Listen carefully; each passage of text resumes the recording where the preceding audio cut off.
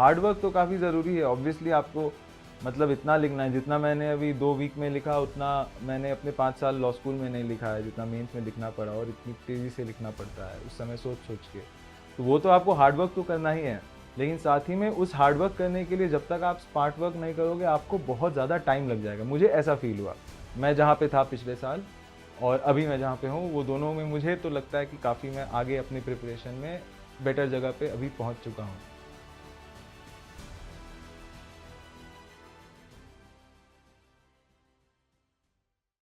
हाय, मेरा नाम ऋषभ राजदेव है। मेरा जन्म रांची में हुआ था और मेरी परवरिश यहीं पर हुई है। मेरे पेरेंट्स दोनों गवर्नमेंट सर्विस में हैं। My father is a psychologist at Central Institute of Psychiatry Kanke and my mother is a scientist in Krishi Vigyan Kendra associated to Birsa Agriculture University Ranchi. तो मैं काफ़ी एक मिडिल क्लास बैकग्राउंड से आता हूँ एंड मेरी schooling Delhi public school Ranchi से हुई है, जहाँ पर कि मैंने प्रेप से 12th तक की पढ़ाई की है। और स्कूल में मैं पढ़ाई के साथ साथ को करिकुलर एक्स्ट्रा करिकुलर एक्टिविटीज़ में भी काफ़ी इंटरेस्टेड रहता था। मैंने स्कूल में डिबेटिंग, क्विजिंग, इलोक्यूशन, सिंगिंग, डांसिंग, हर तरह के एक्टिविटीज़ में पार्टिसिपेट किया है और कई में ठीक ठाक रिजल्ट भी लाया है। एंड कॉम्पिटिटिव एग्ज़ाम से मेरा सबसे पहले एक्सपीरियंस हुआ क्लास 8th में, जब मैंने नेशनल टैलेंट सर्च एग्जामिनेशन, जो गवर्नमेंट ऑफ इंडिया एक स्कॉलरशिप एग्ज़ाम कराती है, वो दिया था। एंड लकीली मेरा हो गया, मैं उसमें स्कॉलर बन गया। एंड फिर उसके बाद मुझे लगा कि हाँ ठीक है, कि मैं कुछ अगर चाहूँ तो मैं मेहनत करूँ तो मैं अच्छा कुछ कर सकता हूँ। फिर धीरे धीरे मेरे स्कूल 10th ख़त्म हुआ, 10th बोर्ड में भी मुझे अच्छे नंबर आए। और फिर स्कूल में मतलब मेरे स्कूल में आर्ट्स नहीं था, तो मुझे या तो साइंस लेना था या कॉमर्स लेना था, और मुझे ज़्यादा इंटरेस्टिंग साइंस लगा, तो मैंने फिर मैथ्स और बायो के साथ साइंस ले लिया। फिर 2015 में मैंने सबसे पहली बार जेई दिया और नीट का एग्ज़ाम दिया। तो जेई में मेरा मेंस क्लियर हुआ, बट एडवांस में क्लियर नहीं कर सका। और नीट में भी मुझे अच्छे नंबर आए, बट मुझे अपने मनपसंद कॉलेज नहीं मिल पाया, तो फिर मैंने 1 साल ड्रॉप करने का डिसाइड किया। उसके बाद फिर मैंने 2016 में फिर से नीट दिया, और उसमें फिर से मतलब it was not a result that was up to my expectations, so I decided to take another year's drop। और फिर मैं उस समय मतलब ऐसा घर पे भी मैं मतलब पढ़ाई से ज़्यादा मुझे इंटरेस्ट था, मैं किताबें वगैरह लिखता था, मैं पोएम्स लिखता था, तो वो सब मैंने एक नॉवेल लिखी थी एक्चुअली उस समय घर पे। फिर 2017 में मैंने ऐसे ही, मेरा एक फ्रेंड मुझे बोला कि क्लैट का एग्ज़ाम होता है लॉ यूनिवर्सिटीज़ के लिए, उसको भर दो और जाके दे दो। तो मैंने उसे भरा, उसके लिए थोड़ा मैंने 3 4 5 6 महीने अच्छे से पढ़ाई की, और फिर मैंने जाके एग्ज़ाम दिया और उसमें मुझे अच्छा रैंक मिल गया। एंड फिर मैं West Bengal National University of Juridical Sciences Kolkata में लॉ की 5 इयर्स कोर्स में मैंने एडमिशन लिया। वहाँ पर कॉलेज में जाके मैंने देखा कि पूरे देश में कई ऐसे लोग हैं जिनकी की एक्सपीरियंसेस कितने वेरीड हैं, जिनके थॉट्स कितने वेरीड हैं। कॉलेज में जाके मेरे पर्सपेक्टिव्स, मुझे नए तरह के पर्सपेक्टिव्स देखने के लिए मिला। एक छोटे से शहर से कॉलेज में जाके हर जगह के लोगों से मिलके, इंडिया के बेस्ट प्रोफेसर्स से, इंडिया के बेस्ट प्रैक्टिशनर्स से सीख के, मुझे it was an I opening experience for me. It opened up a world of opportunities for me, और मैं काफ़ी खुश था वहाँ पे। 3rd ईयर तक मैं मतलब मेरे अबव एवरेज ग्रेड्स ही रहते थे, तो मैं सोच के रखा हुआ था कि कॉर्पोरेट जॉब लूँगा, मेरे कॉलेज में प्लेसमेंट के समय कॉर्पोरेट जॉब के लिए ट्राई करूँगा और फिर आराम से किसी लॉ फर्म में काम करूँगा। वैसे ही मेरे साथ मतलब मैं इंटर्नशिप भी करता था। खैतान करके एक लॉ फर्म है, इंडिया की one of the best law firms है, वहाँ पर मैंने बैंकिंग डिपार्टमेंट में इंटर्नशिप भी की थी, बैंकिंग टीम में। फिर आ गया कोविड का समय। मेरा 6th सेमेस्टर था जहाँ तक मुझे याद है, और हम लोग के एग्ज़ाम से जस्ट पहले लॉकडाउन अनाउंस हो गया था। तो फिर मैं उस समय घर आ गया, और जैसा कि मैंने बताया कि घर पे आके मैंने ये देखा कि जैसे मेरे पेरेंट्स, मैंने बताया कि गवर्नमेंट सर्विस में हैं, तो हम लोग मतलब वेल ऑफ फैमिली, मतलब मिडिल क्लास फैमिली से हैं, तो वैसे हम लोग को दिक्कत नहीं हुई। हम लोग घर में आराम से रह के लॉकडाउन को निकाल सकते थे, लेकिन मैंने देखा कि कितने सारे लोग थे जिनके पास की इतनी कमी है, इतना अभाव है कि वो वायरस होते हुए भी उनको घर पर अपने लोगों का पेट भरने के लिए बाहर निकलना पड़ रहा था, अपनी जान को जोखिम में डालकर। और उस समय मैंने डिसाइड किया कि मेरे जैसे इंसान के लिए, जिसके पेरेंट्स का फ्यूचर सिक्योर है और जिनके बारे में मुझे फ्यूचर के लिए नहीं सोचना है, तो अगर मैं चाहूँ तो मैं कई लोगों की ज़िंदगी बदल सकता हूँ और कुछ बेटर कर सकता हूँ अपने लाइफ के साथ, अगर मैं सिविल सर्वेंट बनता हूँ। और फिर मैंने डिसाइड किया यूपीएससी की तैयारी करने का। तो यूपीएससी की प्रिपरेशन करना मैंने अनअकैडमी जब ज्वाइन कर लिया, उसके बाद फिर मैंने स्टार्ट किया। तो मैंने सबसे पहले तो मैंने ऑप्शनल के लिए सोचा, तो मैंने बिकॉज़ मैं लॉ पहले से पढ़ चुका था 5 साल, एंड लॉ स्कूल में मैं इकोनॉमिक्स भी काफ़ी अच्छे से पढ़ा था। इनफैक्ट मैं 5th ईयर में इकोनॉमिक्स का टीचिंग असिस्टेंट भी रह चुका हूँ। तो फिर मैंने सोचा कि अगर मैं लॉयर बनूँ या फिर सिविल सर्वेंट बनूँ, तो फिर जो मेरा काम है वो लॉ, सोसाइटी और इकोनॉमिक्स के ही इंटरसेक्शन पे होगा। तो फिर मैंने सोचा कि क्यों ना मैं सोशियोलॉजी ऑप्शनल लूँ, ताकि मुझे लॉ और इकोनॉमिक्स का थोड़ा बहुत पढ़ाई मैंने की है, और साथ ही में मैं सोशियोलॉजी पढ़ के अपने करियर के लिए भी बेटर, अपने चाहे मेरा यूपीएससी हो चाहे नहीं हो, I will still become a better lawyer because I will have an idea of how the world works in a better way. तो मैंने फिर सोशियोलॉजी लिया, और फिर मैंने थैंकफुली मुझे डॉक्टर वंशी कृष्णा जैसे मेंटर मिल गए अनअकैडमी पर ही ऑप्शनल के लिए।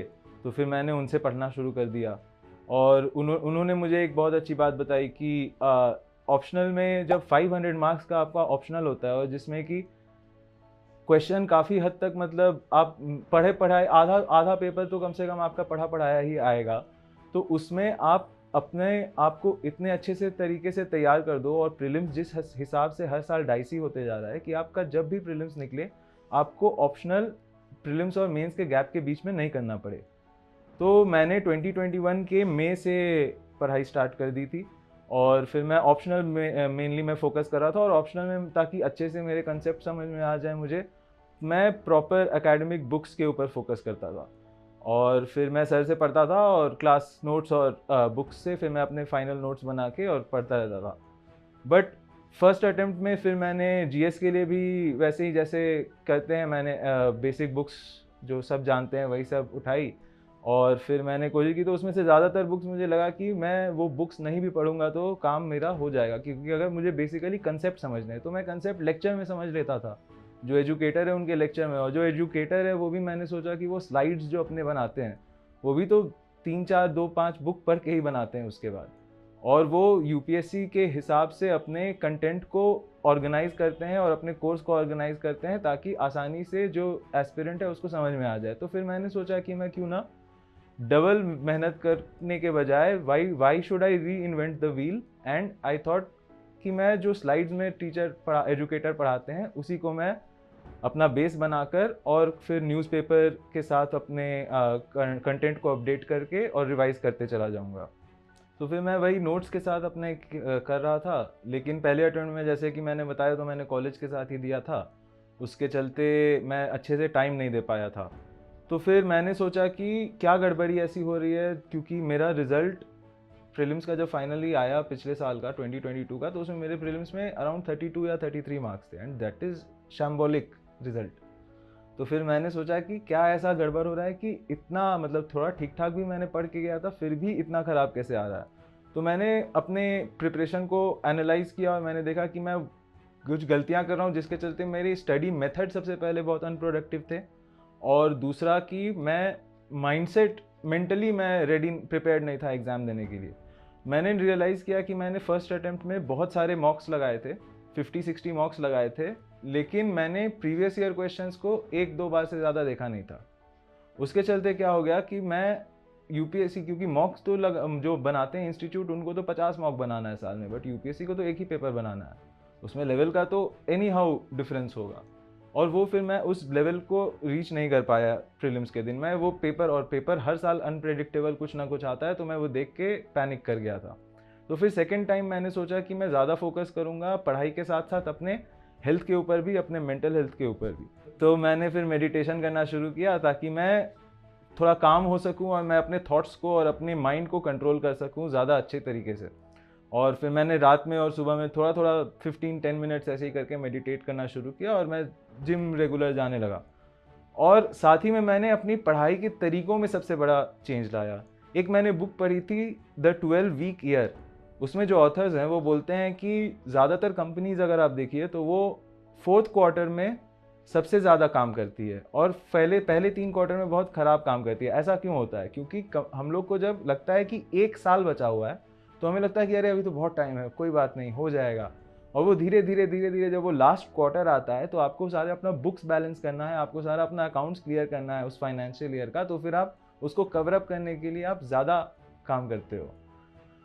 तो उन्होंने कहा कि आप जो पूरे साल को सोच के और फिर पहला 3 क्वार्टर जो आप अनप्रोडक्टिव रह के इनएफिशिएंट तरीके से बिता रहे हो, उसको छोड़ के आप अपने पूरे साल को 4 साल में बांट दो, 12 वीक्स के 4 ईयर में बांट दो और उसके हिसाब से फिर तैयारी करो। तो मैंने वही किया।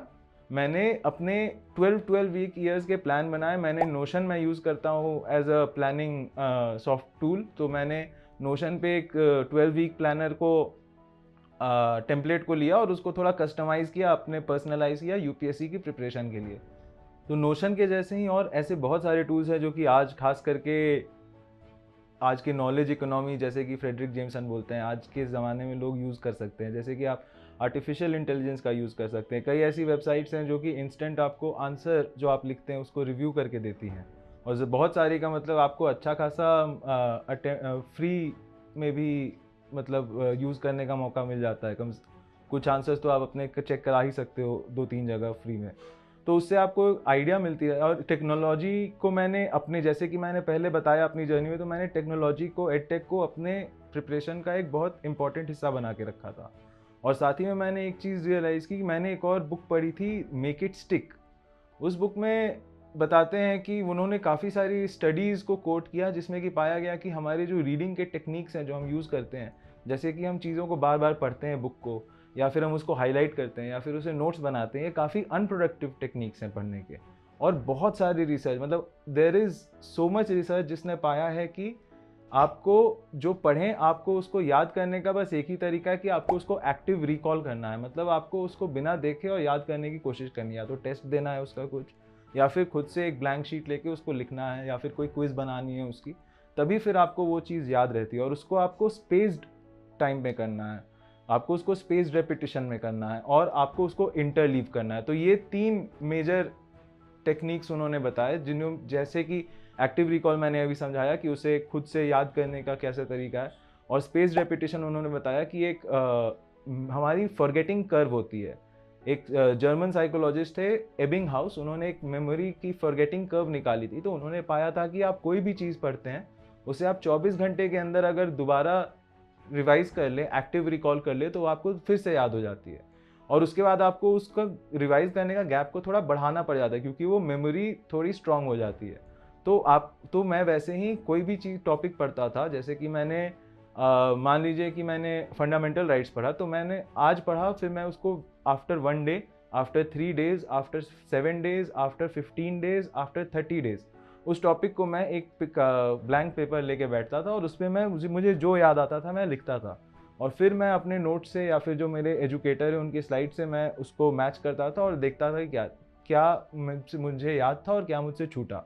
इससे 2 फ़ायदे होते थे। एक तो जो मुझे याद है वो काफ़ी अच्छे से याद हो गया और मुझे वो फिर उसमें थोड़ा कॉन्फिडेंस भी बढ़ गया। और दूसरा फ़ायदा ये कि जो मुझे याद नहीं है वो भी मुझे पता चल गया। तो उससे फिर मैं अगली बार वो गलती नहीं करूँगा, या फिर गलती कर भी सकता हूँ लेकिन उसकी चांस कम हो जाएगी।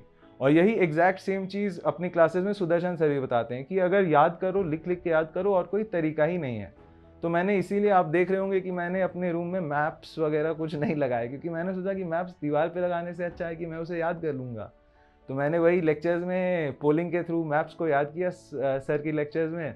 और फिर वैसे ही जैसे वो बोलते हैं कि एक बार लिखा और याद करने की कोशिश की, एक बार में नहीं हुआ तो 10 बार लिखा, 20 बार लिखा। और पढ़ाई मतलब लगता है मुश्किल है, बट पढ़ाई तो मुश्किल चीज़ तो मुश्किल लगनी ही चाहिए। फिर दूसरा जो उन्होंने टेक्निक बताया वो था स्पेस्ड रेपिटिशन, जो मैंने बता दिया। तीसरी जो उन्होंने टेक्निक बताई वो थी इंटरलीविंग की। मतलब कि आप अपने ब्रेन को चैलेंज करते रहो। तो एक दिन में, जैसे बहुत लोग होते हैं कि एक दिन में बोलते हैं कि मैं एक ही सब्जेक्ट पढ़ता हूँ, कि मैं हिस्ट्री पढ़ रहा हूँ तो अब 50 पेज 100 पेज हिस्ट्री एक दिन में पढ़ लूँगा, 15 दिन में हिस्ट्री खत्म कर लूँगा, और या फिर मॉडर्न हिस्ट्री खत्म कर लूँगा, उसके बाद आगे बढ़ूँगा। एविडेंस जो है साइंटिफिक, वो अलग बोलता है। वो बोलता है कि आप तीन से चार सब्जेक्ट एक दिन में पढ़ो और स्विच करते हो। जैसे आप 2 घंटे अगर एक सब्जेक्ट पढ़ो, फिर आप स्विच करके दूसरे सब्जेक्ट को पढ़ो, फिर उस आपके स्विच करके तीसरे सब्जेक्ट करो और पढ़ो, फिर वापस आके पहले सब्जेक्ट को पढ़ो। तो इससे क्या होता है कि आपके ब्रेन को बार बार स्विच करते रहना पड़ता है, which keeps it on it's toes, और वो ज़्यादा अवेयर रहता है। जबकि अगर आप एक ही सब्जेक्ट को दिन भर पढ़ते रहते हो तो फिर उसमें ब्रेन एक कंफर्ट जोन में चला जाता है और प्रोडक्टिविटी भी पाया गया है कि कम होती है। उसके बाद फिर मैंने ये स्टडी टेक्निक्स तो मुझे काफ़ी रिवोल्यूशनाइजिंग लगे, और इसमें मतलब कि मैंने देखा कि 1-2 टीचर हैं जो कि इसके बारे में बात करते हैं, बाकी पूरी इंडस्ट्री में कोई इसके बारे में बात नहीं करता है।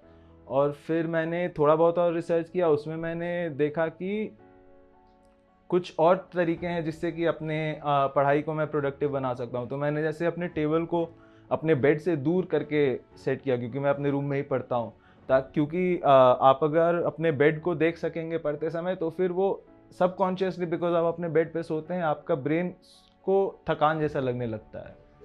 तो मैं इसीलिए, ताकि मैं देखूँ नहीं उधर तरफ, मैं इधर घूम के पढ़ाई करता हूँ। उसी तरह से हमारा जो ब्रेन है वो 25 से लेके 45 मिनट्स के बाद वो उसका फोकस अचानक से ड्रॉप करता है, और आप अगर 5 मिनट का ब्रेक दे दीजिए तो उसमें वो तुरंत से बढ़ जाता है।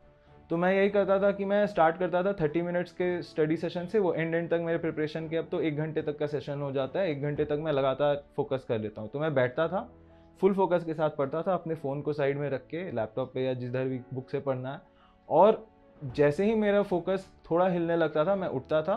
5 मिनट मुझे हिप हॉप म्यूज़िक सुनना, जैसे कि मैंने बताया, काफ़ी पसंद है, तो मैं हिप हॉप म्यूज़िक चला देता था 5 मिनट के लिए, अपने कोई 1-2 गाने सुन लेता था, और उसके बाद फिर या फिर अपने पेरेंट्स से बात कर लेता था, घर का एक चक्कर मार लेता था, कुछ पानी पी लेता था, फिर आके वापस बैठ के पढ़ जाता था। तो इस तरह से मैंने कोशिश की, और I think this is one of the biggest reasons कि मैंने इस बार के प्रीलिम्स में अपने मार्क्स को काफ़ी बेटर किया, और मेंस लिखने का मुझे इस बार मौका मिला। और इसके साथ साथ मुझे लगा कि मेडिटेशन का भी मुझे बहुत फ़ायदा हुआ। इस बार मैंने प्रीलिम्स के बाद ही के पहले भी मेडिटेशन किया, और फिर मेरी माँ ने मेरे पीछे लग के मुझे ज़बरदस्ती प्रीलिम्स से मेंस के बीच में भी काफ़ी मेडिटेशन करने के लिए कहा। तो फिर मेडिटेशन करने से मुझे ये फ़ायदा हुआ कि जैसे प्रीलिम्स का इस बार पेपर आया, उसको मैंने 1-2 बार ऐसे पलट के देखा, तो मुझे लगा कि ये तो मुश्किल पेपर है ये सब, लेकिन मैंने फिर सोचा कि अगर मुझे डिफ़िकल्ट लग रहा है तो ये हर किसी को डिफ़िकल्ट लग रहा होगा।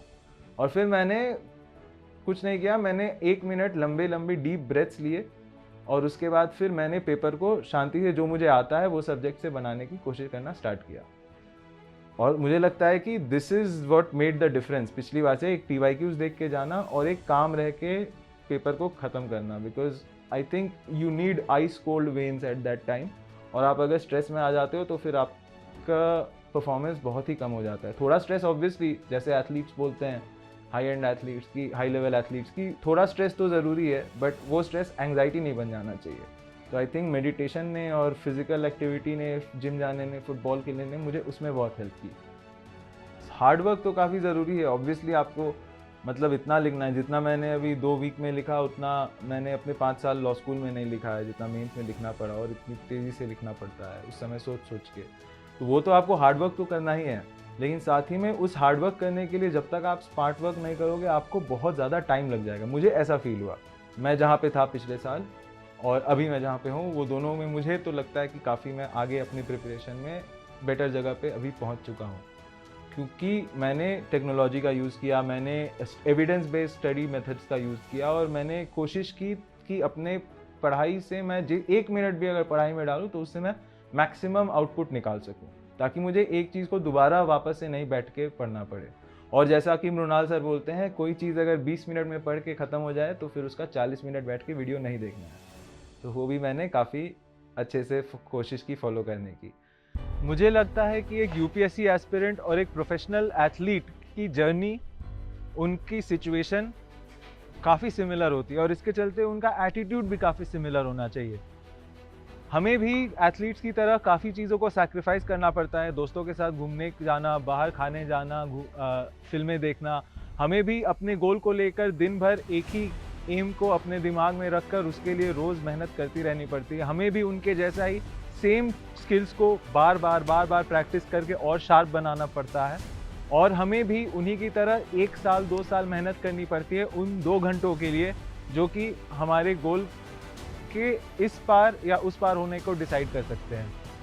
इस मामले में मुझे सबसे अच्छा एग्जाम्पल याद आता है मेरे फेवरेट फुटबॉलर मोहम्मद साला का, जो कि इजिप्ट के हैं और जिन्होंने बचपन से, जब उन्होंने फ़ुटबॉल खेलना शुरू किया स्कूल के समय से, जब वो 7-8 5 साल के थे, तब से वो रोज़ 14 घंटा स्कूल के बाद ट्रैवल करके फ़ुटबॉल खेलने जाते थे और फिर वो वापस घर आते थे और वो ऐसा हर हफ्ते 5 से 6 दिन करते थे और उन्होंने ऐसा किया सब कुछ। आप ये सोचिए उन्हें कितना सैक्रिफाइस करना पड़ा होगा उस छोटी सी उम्र में, और इतना कुछ करने के चलते ही आज वो इस लेवल पे पहुंच चुके हैं कि उन्हें वर्ल्ड के one of the best footballers में से एक माना जाता है।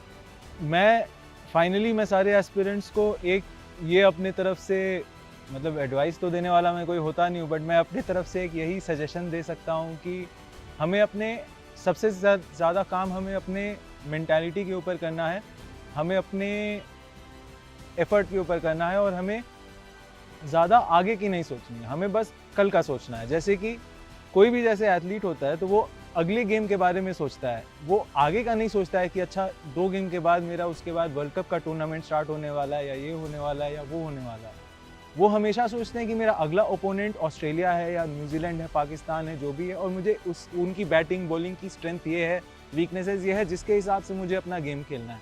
तो मुझे लगा कि मेरे पिछले अटेम्प्ट से और मैं इस अटेम्प्ट से मैंने ये सीखा कि ये एक मेंटालिटी काफ़ी फ़ायदे में यूपीएससी एस्पिरेंट्स के भी आ सकती है, क्योंकि हमारी जर्नी इतनी लंबी है ना, ये एग्ज़ाम का साइकिल ही 1 साल से ज़्यादा का है। तो उसमें अगर आप ये मत सोचो कि मुझे प्रीलिम्स निकालना है या मुझे मेंस निकालना है या मुझे इंटरव्यू निकालना है साल भर के बाद, 2 साल के बाद, आप ये सोचो कि मुझे, मतलब मैं तो खुद ही कोशिश करता हूँ सोचने का और आपको भी मतलब सजेस्ट करूँगा कि आप ट्राई करो कि मुझे अगले 1 हफ्ते में ये ख़त्म करना है, मेरा अगला ये टारगेट है, मेरा अगला ये मॉक टेस्ट आने वाला है, सब्जेक्ट टेस्ट आने वाला है, वो मेरा अभी पहला पूरा फोकस रहे। और if we look after those small things then the larger things will take care of it themselves. So this is my journey, these are my thoughts, these are my beliefs that I have shared with you, and these are, I think, the things that helped me, that I have tried to share so that other aspirants also who want to try these evidence-based study methods, it can work for them also. And because of all these reasons, because I think that I am trying to approach this exam in a way that is very radically different from most of the crowd, which is why I aspire to inspire